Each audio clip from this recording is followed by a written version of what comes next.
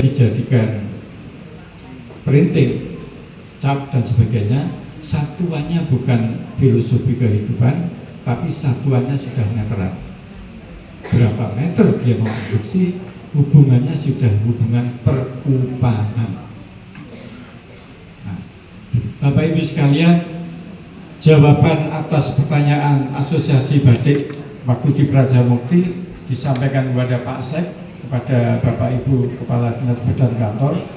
Tulungagung itu belum memiliki ciri khas batik Tulungagung.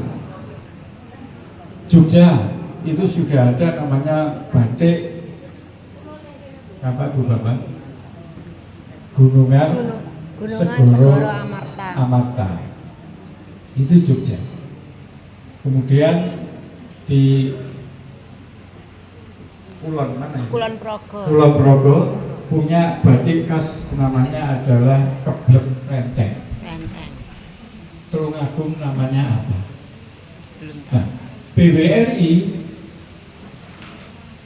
berupaya untuk menginisiasi menjawab persoalan itu, yaitu adalah memberikan corak salah satu corak batik khas Tulungagung yang namanya adalah andi-andi lumut.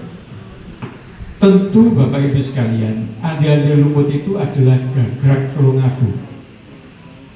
Karena apa? Dongeng andi-andi lumut itu bukan dongeng biasa. Menurut para ahli, andi-andi lumut itu adalah dongeng yang menggambarkan integrasi, disintegrasi, integrasi, disintegrasi, pisah nyatu, akhirnya bersatu.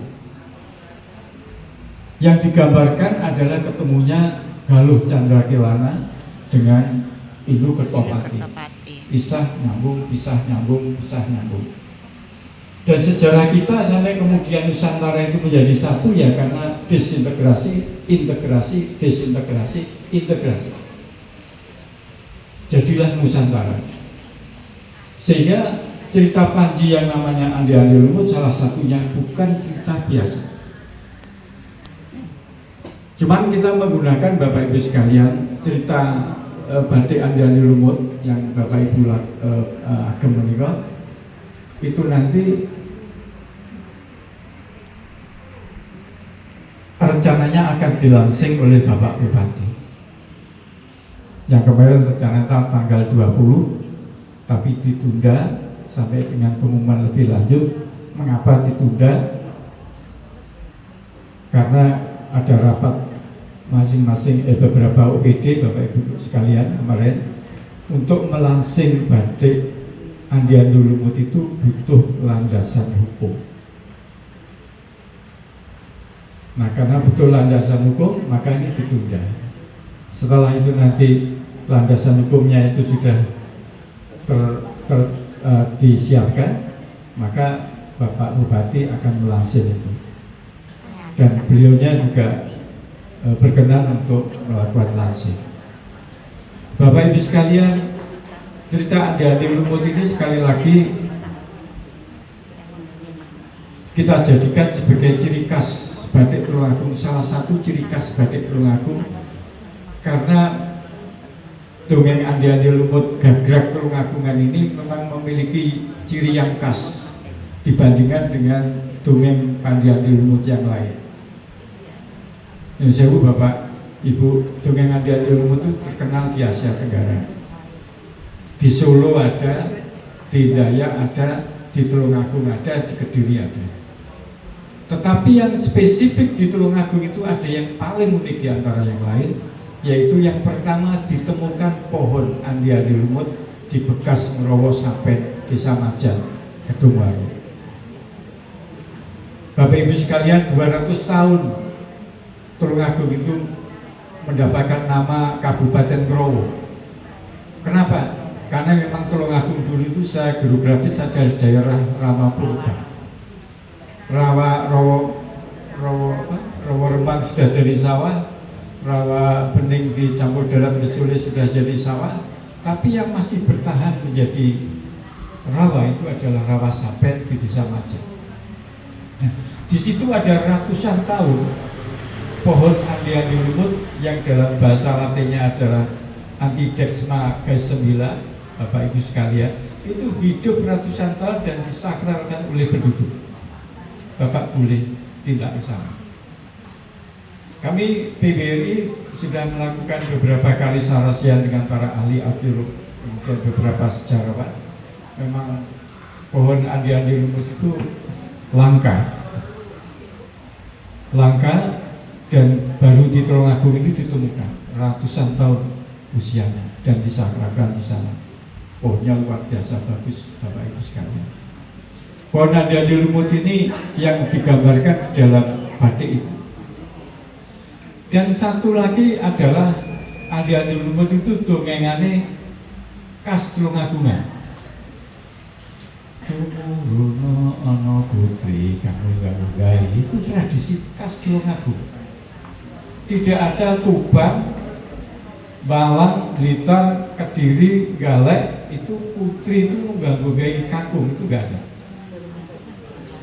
Yang unggah-unggahi kakung itu dari putri itu adalah Tulungagung, itu punya tradisi. Nggih napa mboten Bapak Ibu? Sing kakung sing sepuh-sepuh. Jadi dari dua hal inilah maka kita akan canangkan bahwa batik Pridatama yang memiliki corak khas andi-andi lumut itu kita angkat menjadi batik Tulungagung, sekaligus PBRI menjawab keluhan dari Ketua Asosiasi Batik Pastra Tulungagung yang belum memiliki corak. Apakah corak itu selera? Bukan sekedar selera, Bapak Ibu sekalian. Corak itu adalah turunan dari pasal 32 Undang-Undang 1945 pasal 32. Ayat 1 mengatakan bahwa negara wajib memajukan kebudayaan nasional Indonesia. Itu ayat 1. Ayat 2-nya, negara wajib melindungi kebebasan masyarakat di dalam melestarikan dan memanfaatkan nilai-nilai budaya. Nah, inilah Bapak Ibu sekalian, kemudian diteruskan oleh Undang-Undang Nomor 5 Tahun 2017 tentang Pemajuan Kebudayaan. Pemerintah pusat dan pemerintah daerah itu wajib 4P.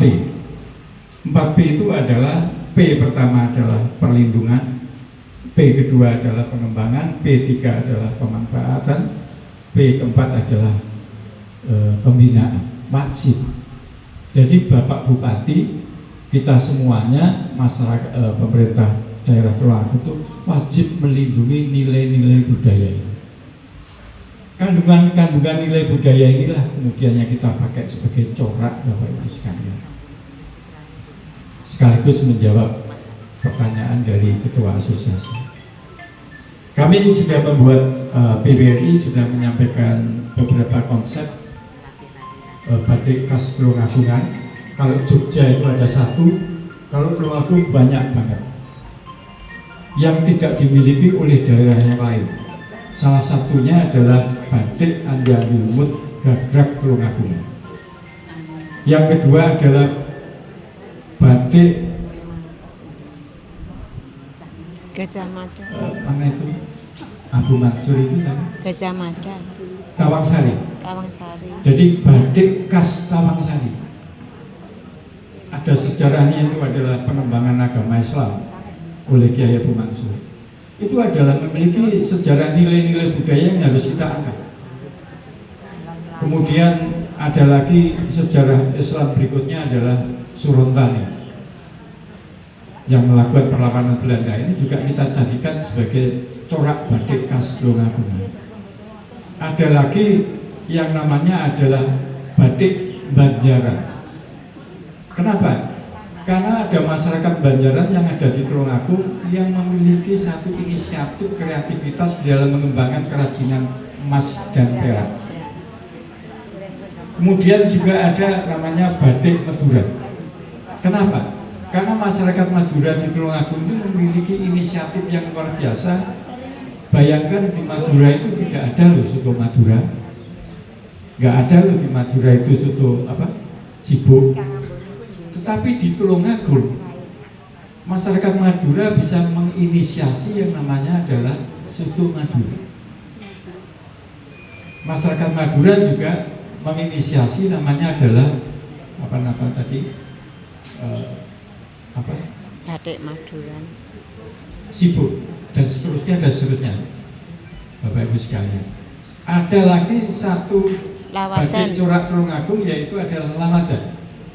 Karena sejarah bumi Tulungagung itu berasal dari sejarah bumi Lawatan di daerah Besuki sana.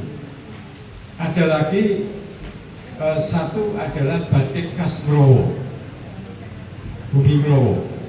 Ada beberapa corak batik yang kami sampaikan atas nama PWRI kepada Bapak Bupati. Bapak Bupati berkenan, kok betul bersyukur ya. Jadi PWRI sudah mengajukan usulan kepada PWRI, kepada Bapak Bupati, batik khas Tulungagung itu adalah batik yang dimiliki oleh Tulungagung yang tidak dimiliki oleh daerah lain, seperti yang kami sebutkan tadi. Bisa saja di Nunut itu ada batik Reco Barong, ada juga, karena memiliki satu sejarah yang khas di.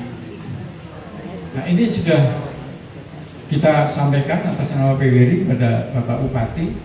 Bapak Bupati nampaknya berkenan, cuma untuk itu perlu ada peraturan Bupati untuk itu, yang kemarin rencana akan di launching tanggal 20